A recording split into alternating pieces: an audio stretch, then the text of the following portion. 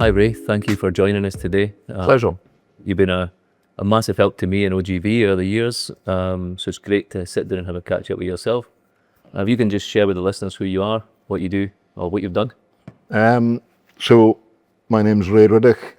I started out in the UK oil and gas industry in 1981 as a young engineer. Worked both onshore and offshore, various positions, and overseas as well. I was out in West Africa with my family, but kept getting different experience. Even worked in HR at one point in time. Yeah. And in the final years, I was MD at Nexen, which became CNOOC, which for 3 or 4 years was by far the largest producer of oil and gas in the UK. Yeah, fantastic. And then from our side, so you've been 4 decades in oil and gas. Unfortunately, yeah. It provides you a great life. For sure. It did, and I'm a local guy. Yeah. And I saw the industry emerging, and I was at RGIT, and all of a sudden we reckoned there's an opportunity for something different in your life, for a bit of travel, and let's be frank about it, a bit of money as well. Yeah. And something completely different. And I say this, and I don't hide it, lucky. Yeah. Really lucky to have been in Aberdeen at that time and got what I got out. And you say you're a local guy. Where are you from? Oh, I'm from Maastricht. Went to Summerhill Academy. So how do you go from Summerhill Academy to MD of CNOOC, the biggest producer in the North Sea? Hard work. Yeah. I have to say, hard work. And, I don't like saying things like this. I really don't. But I think if you met somebody in the pub, they'd probably say that I was pretty truthful and pretty straight. Okay. So it was hard work. So people get surprised when I say I went to Summerhill Academy. And how do you forge a career? You mentioned HR, but you've been in mechanical engineering, operations, business development, MD. So you've been all the way through the process. How has that structured you as a leader at CNOOC? So I think I've changed significantly over the years due to the experience of the different areas that I worked in, but the different people that are your bosses and your colleagues. And sometimes you don't understand that you're actually learning, but if they're a good guy who's interested in developing people, you learn through a process of osmosis. Yeah, I think when you came in on a talk for us in 2017 or 2018, you had a boy with you who was shadowing you for a year. That's right. Yeah. So the same idea, I guess. Yeah. And we used to take one of the young guys out of the graduate scheme before they really started making their way, and just give them a little bit of exposure. And they got exposed a lot because they went everywhere with me, and they understood that at times it was very confidential what we're speaking about. Particularly, I'm always very wary when you start to speak about HR and people.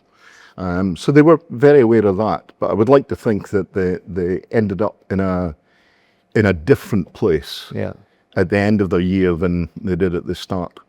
Excellent. And do you have any passions or interests yourself that you think directed the way you lead a team, or like rugby or football or something out west? Yeah, it's not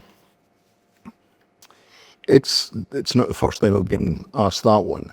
I think for me, one of the drivers over the years has been when I haven't had a great boss or I haven't had a good experience, and you think, if I ever get into a position that I'm supervising, managing, and leading, and they're three different skills, I'll never do that. Yeah. And I'll never. You've noted it. Take someone apart in front of everyone. I maybe did in my early days, but I think age and experience, grey hairs, and an expanded waistline mellows you. Yeah. And it's different, but you learn from the bad things as well as the good things. That's what I would say. Yeah. And through again, through that 4 decades with Oxy, Elf, Total, CNOOC, what would you say has been the biggest challenge through them that you overcame that as a leader? For me, particularly in the UK, there used to be a funny thing, and this can be a bit spicy, a bit controversial. But if you worked offshore as I did for a decade, you get 3:30 on a Friday afternoon, and you're maybe looking for help from one of the onshore support engineers, and they've gone. Yeah. And maybe in those days there weren't any mobile phones as well. And so you felt that as an offshore team, you were out there on your own, and you weren't part of the company or the onshore team. And you're working onshore, and you're the immediate support team and other departments. They feel as though offshore's out there, and they don't realise that you are there to service the offshore element of the business, because that's where we get our revenue from. Yeah. We don't get our revenue from writing a procedure and putting it on a shelf. You get a revenue from producing hydrocarbons safely. Yeah. So you need to help them on that. So I was quite determined, as I fortunately got into different jobs, maybe with more stripes on my arm, that I would try and bridge that gap. And I think at one stage, in Nexen CNOOC, there was myself as MD that had been an OIM. There was the operations director had been an OIM. There was the field manager had been an OIM. So you've all had that experience. That And the knowledge. HSC director was an OIM. Yeah. So it helped bridge the gap. And you can speak in a language that then's a common language. Doesn't matter whether you're in Aberdeen, London, Buzzard, Wherever. Scott. You speak in the same language, and you be very upfront about the business. Yeah.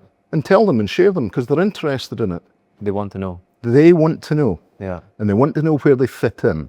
And you were one of the youngest OIMs, 30-year-old. Mm-hmm. So when you were going back out to the platforms for CNOOC, how different was for your experience being an OIM to how you operated CNOOC, coming out there and met with the OIM and the rest of the team? How different was that over that, I'm guessing, 2 or 3 decades maybe? Oh, definitely different. And I can recall saying at one, I think it was at that time an Oil and Gas UK conference. And I can recall saying that one of the biggest changes was that when I went offshore, and especially when I was down the ranks, you never asked your boy in the next bunk to you, how you doing? You okay?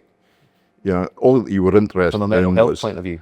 from a mental health point of view or a well-being point of view, just how you doing? whether it's mental health or not, happiness. Are you okay to be back out here?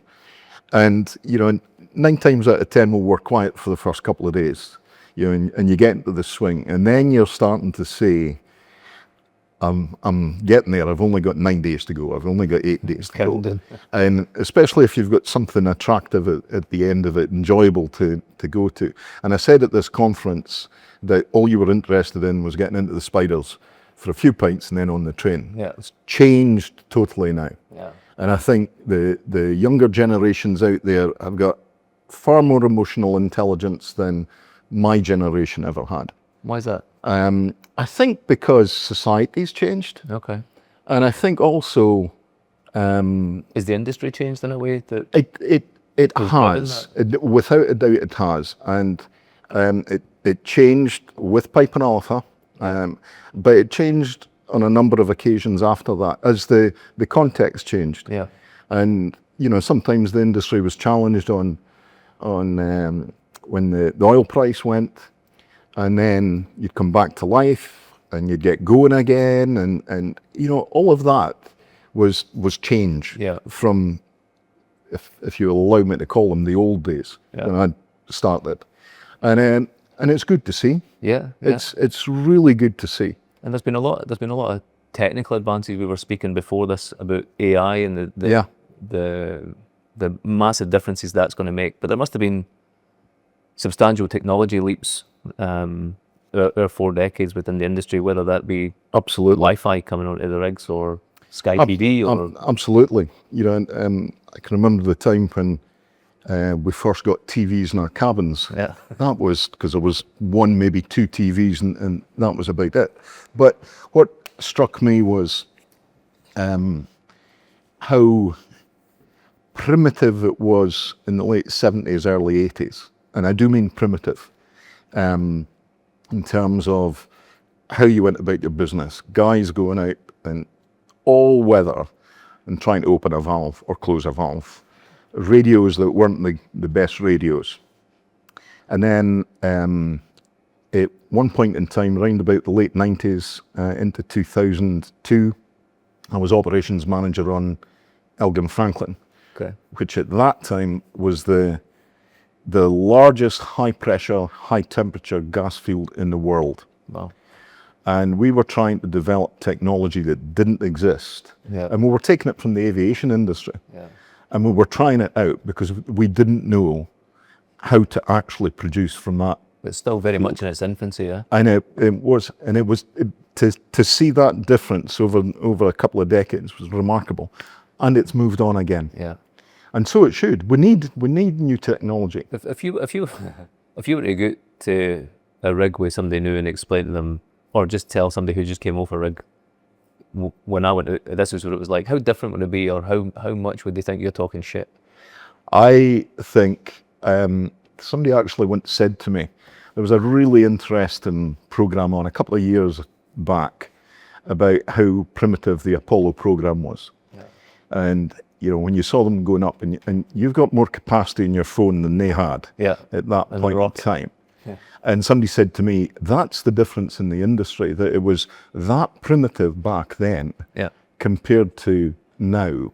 Especially now you can drive non-manned platform, unmanned installations from vehicles, onshore. boats, everything. And you know, and yeah, you've still to put guys onto them to do certain things, but in the main, there's a lot of remote operations. So it's remarkable. So if you can think Apollo to nowadays, that's the industry. That's how it's changed. Yeah. Yeah. Fantastic. And then you as a person, you've been awarded OBEs, doctorates. How do you see that sort of stuff, and how do you? All of that came off the sweat of the brows of others. Yeah. It's as simple as that. It wasn't Ray Riddoch that earned that. Is that the right word? Earned or received that? It came off the sweat of the brows of others. Okay. And you know what they say about an OBE. It's other bees' efforts. But you're the bee that got it. maybe. But yeah.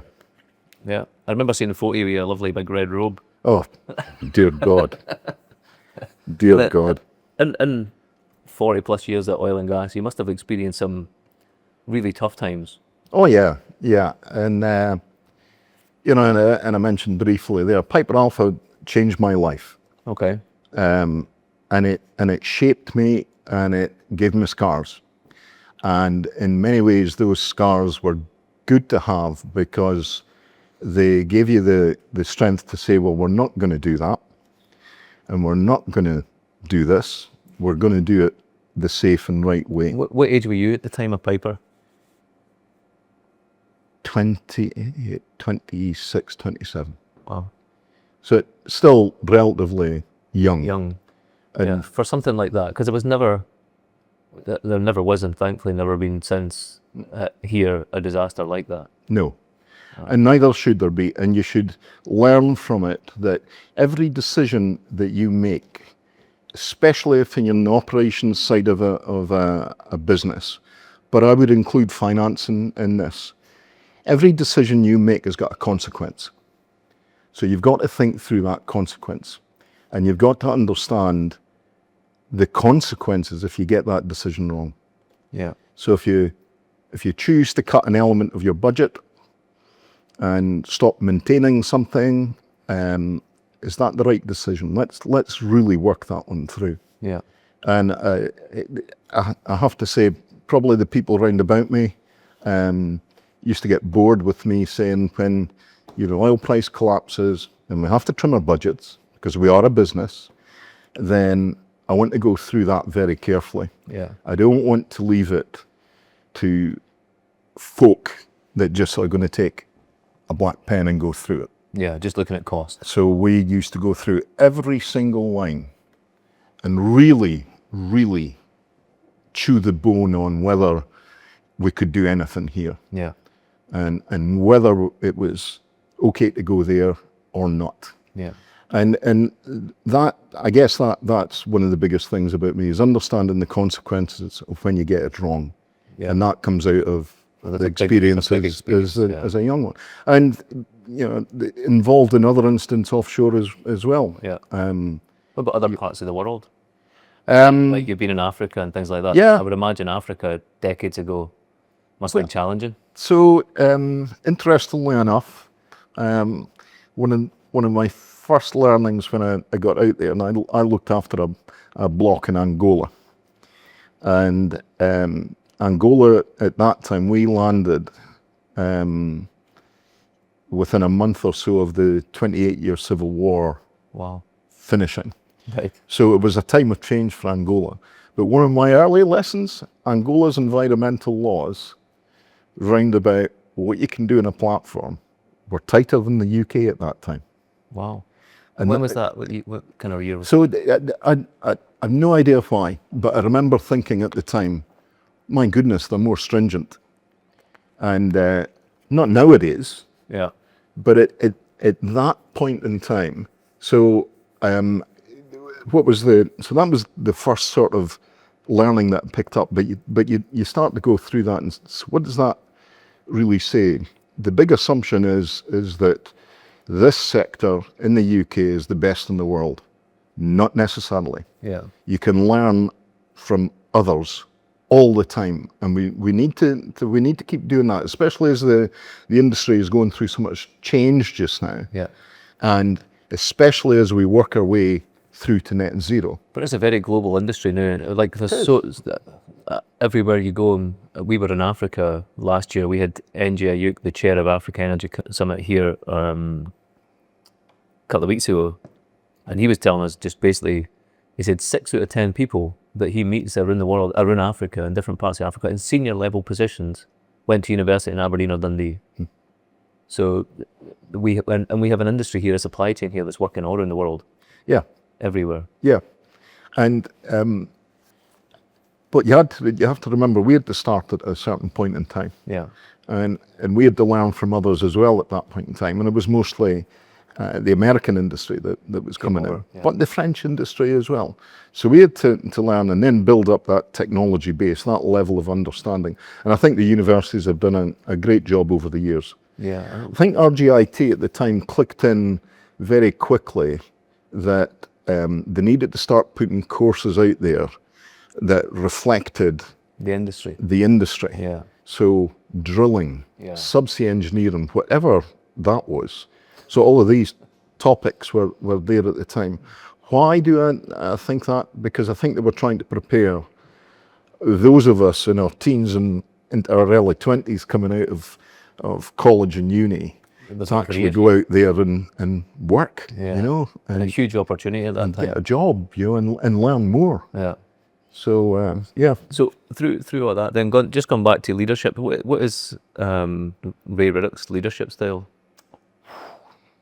Are you So I varied, I would say.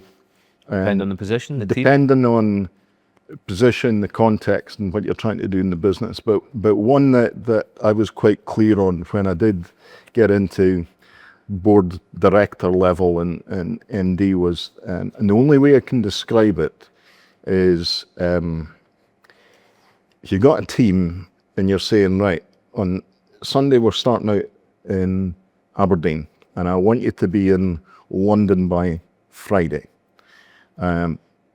You decide how to get there, but you've got to respect the laws, the rules of the road, the highway code, the speed limits. You got to get there without being stopped by the police. Yeah. But I'll see you Friday. Yeah. And So you give them a lot of ownership. I would like to think that I did. Yeah. Maybe sometimes I don't, and I'm sure there's people who would say, oh, no, you could be a bit controlling. And at times I could, and I'll admit that, Yeah. particularly when things weren't going well. So in a high pressure environment, how would you expect your senior level people to run, or what would be your messaging to them? Make sure that we do it safely Yeah. at all times, because usually, when you're under stress, it's because there's an issue that's facing you. And I can even remember the volcano in Iceland went up a few years ago. All the plates were- 2008. Is it that long ago? In 2009, yeah, it would be. I was still with Total, and so we couldn't fly the helicopters, and I was really thumping the table to say, yeah, it's legal to do basket transfers, but only if the individual's willing to do the basket transfers. We're not going to push him into doing something that he is really not keen on. wanting to do, Yeah. and that was a strong point. So we had to do things in the right way, even when you're up against it. Let's just take time out and think about where we're going, what we're doing, and the people. Yeah. How does this impact the people? And under your leadership, have you experienced any big failures or things that, whether it be out of your control or whatever, but just things that went wrong at times and you thought, Yeah, I mean, what have you learned through that? what people have asked me in the past, did you enjoy the industry? And I did, because I used to say to them, it was a privilege to be in operations because every day brought something different, and every day was a new challenge. Yeah. Sometimes those were, hey, put a smile on your face, and sometimes you went home on a Thursday night and you weren't worth speaking to for a couple of days. Yeah. And so many different ones. I think I feel when one that I do remember, and this is bizarre. It's when I failed to actually communicate. Right. So I had a town hall, and I would put into this town hall everything that I could tell them that wasn't absolutely confidential. So I would tell them the lifting cost. I would have it on a screen in the reception area. I think you spoke about that at the. I think I did. And the visitors would come in and say, God, Dan, usually that's a secret. It's not a secret. That's what the core business is. If you scratch the surface, you'll find it in the public domain, one way or another. And I'd spoken about it, and my PA at the time, she came in afterwards, and I said, so how did that go across? And she said, well, I've just met with the admin team and the travel team, and they're at a loss as to where they fit in. And they don't really understand what a barrel is. Right. And they don't understand lifting cost. And I felt that night when I was driving home, I felt that night that I'd failed. Yeah. And I didn't put it across in a language that everyone understood. Yeah. So we came out of there, and I did start saying to the guys, with every team in this building, 2 buildings, I want you to get a hard line between their efforts and one of the objectives for the years. Yeah. And I want you to speak about it in a language that they'll understand. And we ran a course, and it was, you know how you get the yellow and black books in the airports, French for dummies? Yeah. So I thought, I'm wanting a course, finance for dummies. I wasn't allowed to call it finance for dummies. It was, you especially wouldn't be allowed to call it that these days. Yeah. And but we started putting a course together for non-finance people, and it started landing. But I do think that I failed to communicate. Yeah. And Now that's ridiculous, and amongst all the other failures that I've had, operational failures where you're shut down for weeks. Yeah. But that for me was important, that again, it was about people Yeah. and them understanding where they fit in, and that they're important to a business. Yeah. You know, very, very important to the business. Even if you are booking flights in the travel team. Yeah, all has a part to play in it. Yeah. And for you yourself, legacy of Ray Riddoch, both you as a person, nothing to do with oil and gas, and also within the industry, maybe for future generations coming in. What would you like people to think of Ray Riddoch? Oh, I would like the people that I worked with to think that I gave them my best at all times. You might not have liked me, you might not have liked what I was saying or doing, but I was trying to do my best to keep you guys in employment and enjoy your work. And so I would like that. I think from an industry perspective, we need to keep speaking to the public and our workforce about where we are in the transition to net zero, and we need to get there. Mm-hmm. But it's, and I've used this phrase far too often, there isn't one solution to get there. Yeah. It's a patchwork quilt of solutions, and hydrocarbon is still in there. Mm-hmm. I was getting interviewed for a newspaper article, and it was a young journalist, and he pointed out the window and he said, "Isn't it fantastic to see all these car chargers?" I said, "Absolutely, all these charging stations." I said, "Absolutely fantastic. But 95% of the components that make that up has been touched from oil. By oil Yeah. or gas." Yeah. And until we get to that point in our manufacturing industry where we're not touching it with oil and gas, net zero is still some distance away. Yeah. So for your vantage point, the oil and gas industry, the people you speak to, and the things you know, as far as don't know nowadays, Kenny. You know, I'm far out as of it and I'm as old. far as the energy transition, what's your assessment of the pace or speed we're working towards, and what's realistic? So I may well be controversial here, but I have said it in public before. I think the various dates that have been put out there, 2050, 2030, 2035, the roadmaps. What bothers me is, if I go back to my root as an engineer, what bothers me is the lack of logic and strategy to produce that figure, that date. And do you think I think they've been plucked out there. Do you think there's a fear now from a government point of view to stand up and say these are a load of shit? They're just not realistic. Is that going to happen? Will they ever do that? No, they won't do that. But do you think that there is a fear there to be honest now and stand up and say, look, we have doing this completely wrong? Yeah, why not?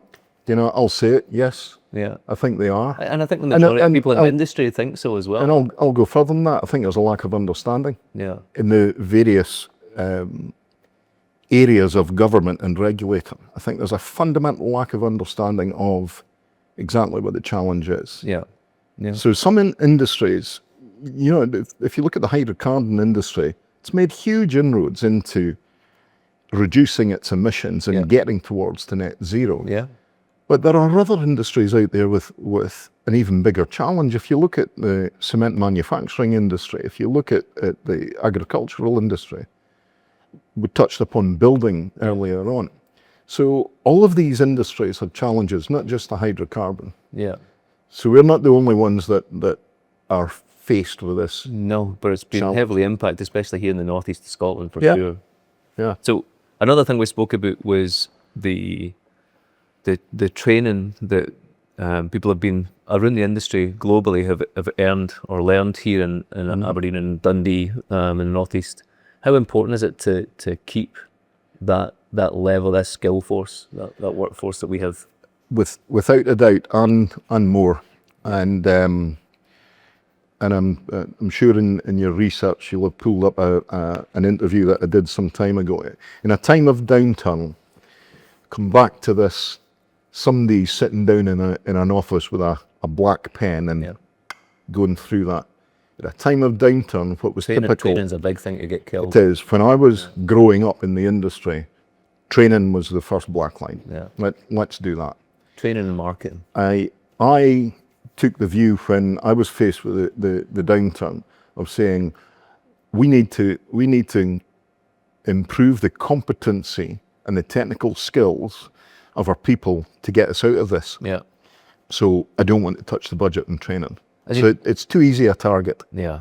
It's too easy a target. And I think we've seen that through when I was in recruitment before, people would say, oh, we have a shortage of people within 40 to 50, or we have an aging workforce, because you could kind of see where the downturns were and you could see where training was stoked, because at certain periods we had a great workforce, and then at other periods we had nobody. Absolutely. And that was a constant problem. It was just an easy, there were several lines in the budgets that were always an easy target. Yeah. Offshore painting being one of them. And we're still living with the legacy of that today. Yeah.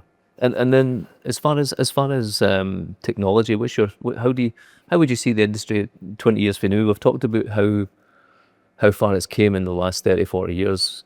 What do you think oil and gas and an oil rig will look like in 20 years? I can see it. So I have to say, some of the technology that I'm seeing coming out, some of it blows my brain, and I don't understand it. You know, because I'm a dinosaur when it comes to AI and stuff like that. And some of the technology that's coming out is very simplistic. Yeah. And that's good to see that mix of technology that's coming forward. What is also good to see is the funding that's available to it, both from operator and service companies, but also from the government as well. Let's keep going on that. Yeah. Because I think we need to really push technology to help us in managing the challenge towards net zero. Yeah. Without it, it'll be a massive part of it. Yeah. Without it, it's going to be a struggle. And what do you see the landscape then for, say, 15 years from now, 20 years from now in Scotland? What will the energy structure be, the sort of setup be, as far as hydrocarbons versus wind versus... So there was a lovely slide that was produced some years ago by Oil and Gas UK, and if I can try and describe it, it showed the decline of oil and gas over a certain point in time, and let's say it was to 2050. And it showed what their research had told them was an equal improvement in technology. So as hydrocarbon declined, technology came into play to supply energy. Yeah. And we've got some of that technology is going to require massive amounts of energy. AI is going to need more energy. Absolutely. So we've got to require time to allow technology to be developed, introduced, tested, established, and we've got to actually recognize that hydrocarbons are a very, very important part of that technology growth. Massive. And then just you mentioned downturns and stuff like that. We've never really picked up on it, and it's a massive part of this industry. Things get cut, budgets get cut, there's issues. Whenever there's a downturn, and we've had some massive peaks and troughs, especially the last 15 years, 2013, it was a massive downturn, and we've kind of been up and down ever since. But as the leader, we have board to report to. What is that like at that point when it goes from $130 to $30? That's probably the Thursday night when I go home and my wife doesn't speak to me for a week, 2 days. It's and what I feel that what a leadership team, not necessarily the board, a leadership team, because there's leaders at all levels, and I feel very strongly about that. What a leadership team should be doing is helping their teams understand the challenge and being honest with them, but not scaremongering. But is there panic at that point? Oh yeah. And I saw it when I was younger, when I was just a bog standard projects engineer. Yeah. You know, and you would see guys running around the corridor, and you know, you would hear comments being made, and I was determined. It comes back to you learn from the bad stuff as well as the good stuff. I was determined that if I ever got a chance, we'd never be like that. Yeah. We wouldn't be like that. I would like to think that we made some inroads in that. And we're sitting in a tap room. So, what is Ray Riddoch's sort of drink of choice? Red wine. Red wine. Yeah. Working for a French company for many years, you do build up an appreciation of red wine. Yeah. Um, You mentioned a French company there, but you've worked for, again, we spoke about Total, CNOOC, you've got French, American, Chinese, Canadian. Canadian. What's the culture like within all the different businesses? Culture is hugely important. And if you'd asked me as a 22-year-old coming out of RGIT, there was two things that you would laugh at. One was you get some of the bald and grey hair boys like me now saying network. Yeah. You know, really get yourself along to this meeting. Yeah. And network and go along to that group and listen and find out network and culture. And there was, there was a debate, and culture, I think, was heavily debated coming out of Pipe and Alpha, safety culture. Yeah. And I loved one of the phrases that I heard, and it didn't come off of my desk, was safety culture, it's how people behave when the OIM's in his bed. Right, okay. Are they going to take shortcuts? If they are, then you haven't got the right safety culture. Yeah. I would expand that now over the years, because that now goes into environment, Yeah. it goes into business. And I did, and again, one of my learnings, and it must have been 2019, where we'd launched a conceptual study to put a wind farm alongside Buzzard. Okay. And, thinking about net zero. And When was this? This was 2018, 2019. Right, okay. And we'd started speaking to a Scottish-based company. And I said in one of the town halls, we don't know if it's going to work, but we're going to have a look at it and see if we can start making inroads into it to avoid burning gas on our power generators and diesel and all sorts. Two people came to me separately, I would say mid-30s, and they said to me, my resignation was being written, but now I'm going to stay.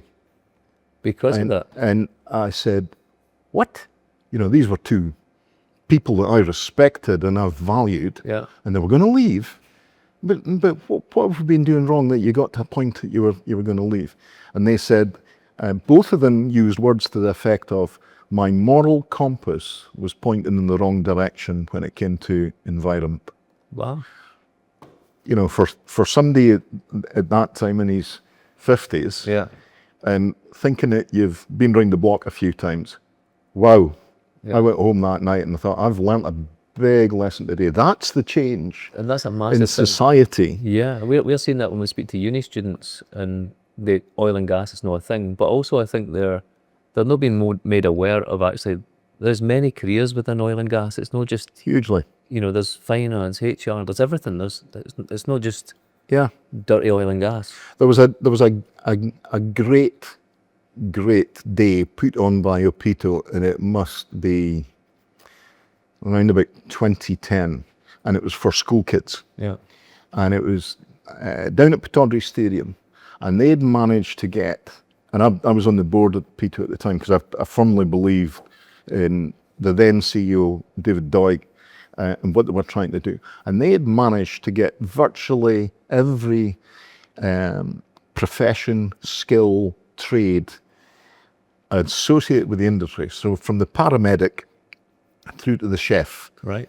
and everything in between. And they had convinced people to speak to the school kids about it. Fantastic. And the feedback that we got from the school kids was, we didn't know that you had a nurse on a platform. Yeah. And I think there's still a lack of knowledge is, of definitely. the variety. that's out We there. speak to the third and fourth year students at RGU, and in a lot of cases they're not aware of that. Or they're just not aware of even all the new opportunities, digital type roles, even videography and things like that. There's everything within oil and gas. Absolutely. So it's massive. And just very final question for aspiring leaders coming up, or people running companies within the energy sector, what would be your advice to them? Recognize the worth of your people. Treat them fairly, and always bear respect in mind in your conversations, and and understand that you may come up against individuals who got a fundamentally different view of it. Trade unions, for instance, valuable role over the years, but they're doing a job as well. Yeah. So, open your mind up and understand why that's being said. Try to see for the other side. Absolutely. Yeah. And listen. And we come back to the very starting point. Listen. Yeah. It's and don't 2 years, 1 month. don't Yeah. good Scottish Northeast word. Don't breathe in. Yeah. Take your time. Perfect, Ray. Thank you very much. It's an absolute pleasure. Brilliant.